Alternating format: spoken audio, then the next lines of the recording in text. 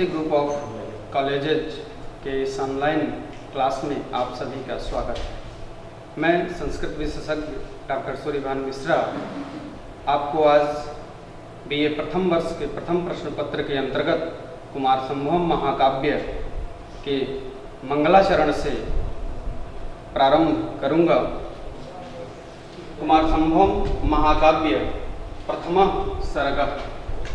प्रथम सर्ग के अंतर्गत पर्वतराज हिमालय की विशेषताओं का वर्णन एवं सभी पर्वतों ने मिलकर के हिमालय को वत्स पुत्र के रूप में दर्शन कराया है और हिमालय के सौभाग्य को भी बताया है।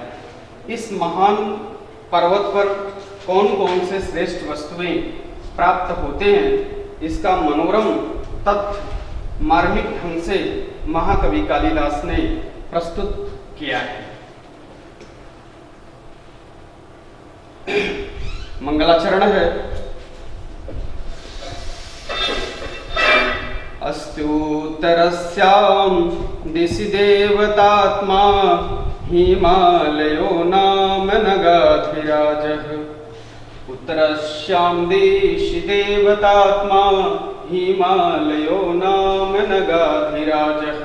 पूर्वापरौ तोयनिधिवज्ञः स्थित पृथिव्या इव मानदण्डः। स्थित पृथिव्या इव मानदण्डः। यहाँ से हम अन्वय करेंगे। उत्तरस्याम दिशि, उत्तरस्याम दिशि सप्तमी एक वचन है। उत्तरस्याम भारतवर्ष के अंतर्गत उत्तर दिशा में, उत्तरस्याम दिश उत्तर दिशा में, हिमालयो नाम देवतात्मा, यहां से आप अन्वय भी देख सकते हैं। उत्तरस्याम दिशि भारतवर्ष के अंतर्गत उत्तर दिशा में, जैसा कि माना जाता है कि उत्तर दिशा में देवताओं का निवास स्थान है, हमारे ऐसे पुराण में बताया गया है, और दक्षिण में असुरों का निवास स्थान है, यह हमारे पुराण में दिखाया गया है। हिमालयो नाम, हिमालय नाम का, कौन से नाम का? हिमालय नाम का। अब हिमालय शब्द की हम व्युत्पत्ति को देख लेंगे। हिमालय, हिमानाम आलयः हिमालयः, हिमस्य आलयः स्थानम हिमालय। जहां हिम पर्याप्त रूप में प्राप्त हो, जहां हिम का मतलब होता है बर्फ, जहां बर्फ पर्याप्त मात्रा में, जहां उसका बर्फ बहुत अत्यधिक मात्रा में निवास करता हो, वही हिमधन आलय, दो शब्दों से मिलकर के हिमालय बना है। देवतात्मा, इसमें देवतात्मा देव आत्मा के तुल्य है। जो हिमालय है वह देव आत्मा के तुल्य है। नगाधिराजः, नगाधिराजः शब्द को ध्यान देंगे। नगाधिराजः जो पर्वतों के राजा हैं, नगाधिराजः। न गच्छन्ति इति नगाः, जो चलता नहीं है वह नग है। नग यानी पर्वत, अधिराजः माने जो राजा है, नगाधिराजः जो पर्वतों का राजा है। तो पर्वतों का राजा कौन है? हिमालय है। कौन? उत्तरस्यां दिशि हिमालयो नाम देवतात्मा नगाधिराजः। ऐसे नगाधिराज, ऐसे पर्वतों के राजा। कैसे पर्वतों के राजा? तो पूर्वापरौ, पूर्वापरौ शब्द का जब खंडन करेंगे तो पूर्व अपरः, पूर्व माने पूर्व दिशा में और अपरः माने पश्चिम दिशा में। पूर्वापरौ तोय निधि, तोय, तोय शब्द का अर्थ होता है जल और निधि शब्द का अर्थ होता है खजाना। जहां जल क्या हो? पर्याप्त मात्रा में पाए जाए, अर्थात इस शब्द का अर्थ होगा समुद्र से।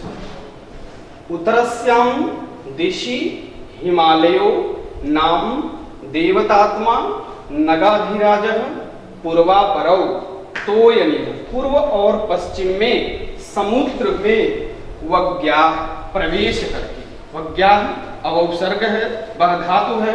वज्राः पृथिव्याः, पृथ्वी में, पृथ्वी का, पृथिव्याः मानदंड, मानदंड होकर के, मापदंड होकर के, ईव मने जैसे, स्थितः अस्ति स्थित है। कौन? हिमालय।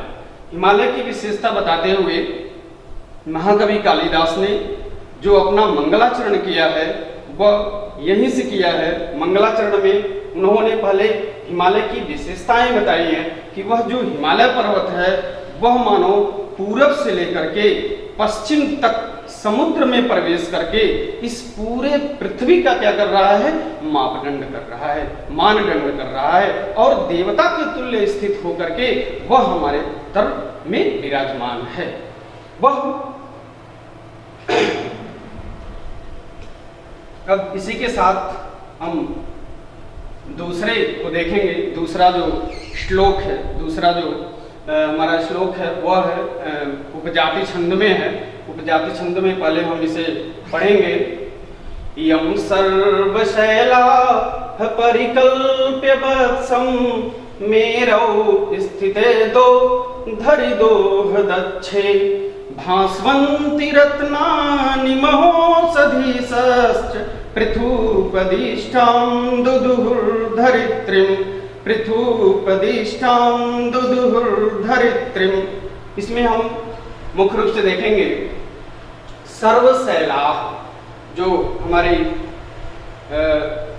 यह श्लोक है, इसमें सर्वशैला सभी पर्वतों ने, अन्वय आप नीचे देख सकते हैं।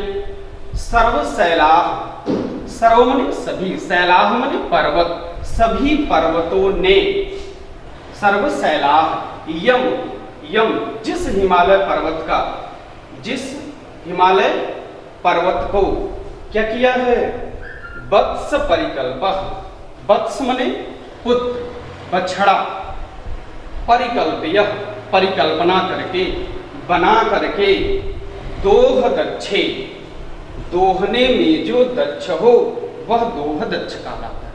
जो दोहन कार्य में दक्ष हो, निपुण हो, वह दोह दक्षे है। तो दोह दक्ष कौन है, मेरव, मेरु पर्वत, दोह दक्षे। इसमें एक पुराण में यह एक कथा है कि राजा बेन थे, राजा बेन के पुत्र हुए पृथु, जिनके द्वारा यह माना जाता है कि उन्होंने पृथ्वी को निर्दिष्ट किया, पृथ्वी को बनाया है, बसाया है। इनका नाम भी नीचे यहाँ आया है, पृथुपदिष्टाम। उससे पहले हम यहाँ देख लेंगे कि दोह दक्षे मेरौ दोग्धरि स्थिति। मेरौ मेरु पर्वत है, मेरौ कौन है, मेरु पर्वत है। दोग्धरि कौन है, दोहने वाले, तो दोहने वाले यही मेरौ पर्वत है। स्थिते विद्यमान रह करके, स्थित रह करके कर क्या रहे हैं, पृथुपदिष्टाम, राजा पृथु के द्वारा निर्दिष्ट की गई, कौन, धरित्री, धरती। यहाँ धरित्री को अलग कर लेंगे और यहाँ जो आपको र दिख रहा है वह विसर्ग में परिवर्तित हो जाएगा, तो दुदुहुर धरित्री। तो अभी दुदुहुर शब्द का अर्थ नहीं देखेंगे, हम केवल धरित्री का देखेंगे, धरती को, पृथ्वी को। मेरौ दोग्धरि स्थिते पृथुपदिष्टां धरित्रीं। वह धरती कैसी है, भास्वन्ति रत्नानि, भास्वन्ति माने प्रकाशित, ऐसे रत्न जो प्रकाशित हो रहे हैं, ऐसे रत्न जो भासित हो रहे हैं, ऐसे रत्न जो देदीप्यमान है। तो भास्वन्ति रत्नानि और महोषधीश्च, महान औषधियां, महो औषधि, महान औषधियों की क्या कर रहे हैं, दुदुहुर, दोहन कार्य किया या दोहन कार्य कर रहे हैं। उस पृथ्वी से उन्होंने तमाम प्रकार के रत्नों को, तमाम प्रकार के औषधियों को उस पृथ्वी से दोहने का कार्य किसने किया, मेरव ने। और बछड़ा कौन बने थे, यम, हिमालय पर्वत। गाय कौन थी, वह धरित्री थी। गाय के रूप में हम धरित्री को मानेंगे, बछड़े के रूप में हम हिमालय को मानेंगे और दोहने वाले को मेरव को मानेंगे। तो तीन चीजें इसमें बताई गई हैं कि यह जो पृथ्वी है वह गाय के रूप में है, बछड़े के रूप में जो पर्वतराज हिमालय हैं और दोहने वाले जो दोग्धरि हैं वह मेरव है। अब हम तीसरे श्लोक की तरफ चलेंगे।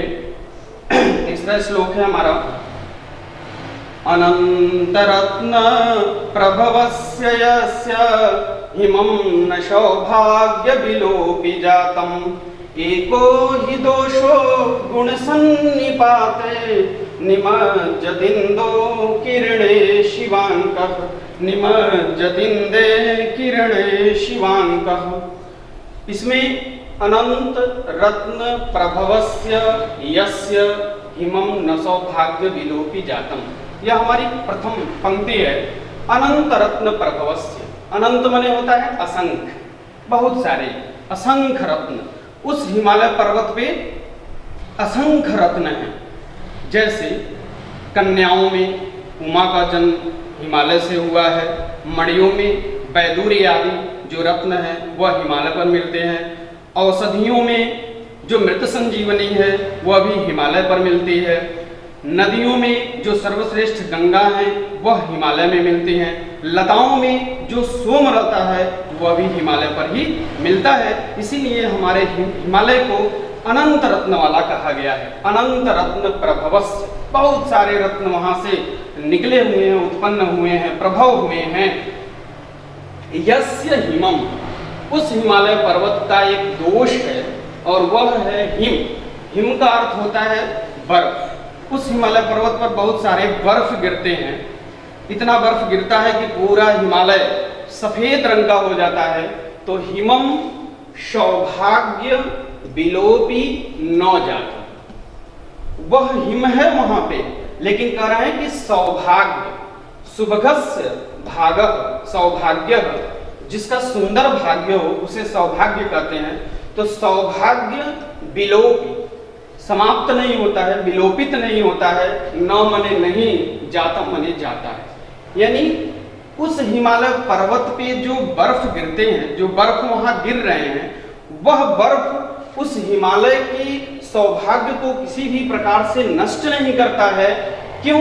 क्योंकि अनंत रत्न प्रभवस्य है, बहुत सारे रत्न वहां से निकलते हैं। तो उसमें एक दोष है हिमालय पर्वत पे कि वहां पे बर्फबारी, बर्फ बहुत अत्यधिक मात्रा में मिलते हैं। उसी के लिए नीचे इन्होंने एक सूक्त दिया है जो इस महाकाव्य का प्रथम सूक्त है।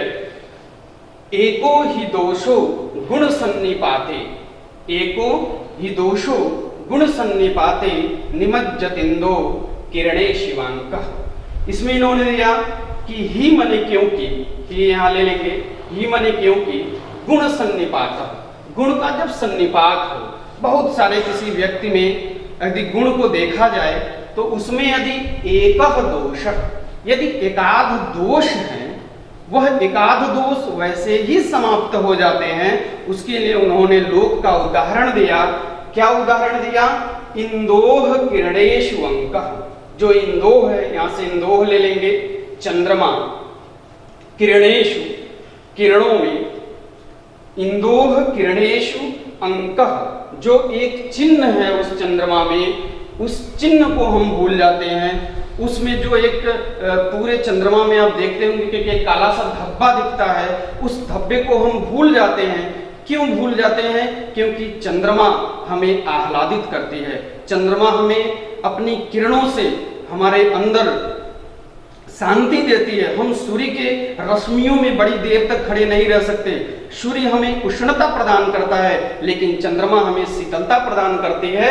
इसी कारण एकाध दोष, बहुत सारे गुण वाले व्यक्ति के अंदर यदि एकाध दोष हैं तो वह दोष वैसे ही छिप जाते हैं जैसे चंद्रमा में वह एक छोटा सा कलंक है। उसी को उन्होंने कहा कि जो यहाँ बर्फ इनका एक दोष है, वह बर्फ गिरने से इनका जो सौभाग्य है वह नष्ट नहीं होता है, बल्कि वैसे ही वह बहुत सारे रत्नों के खान होने के कारण एक दोष उनका छिप जाता है।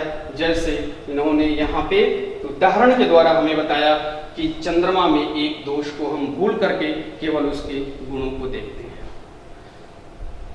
अब हम नेक्स्ट वीडियो में चौथे, पांचवें और छठे श्लोक को देखेंगे। तब तक के लिए नमः संस्कृताय।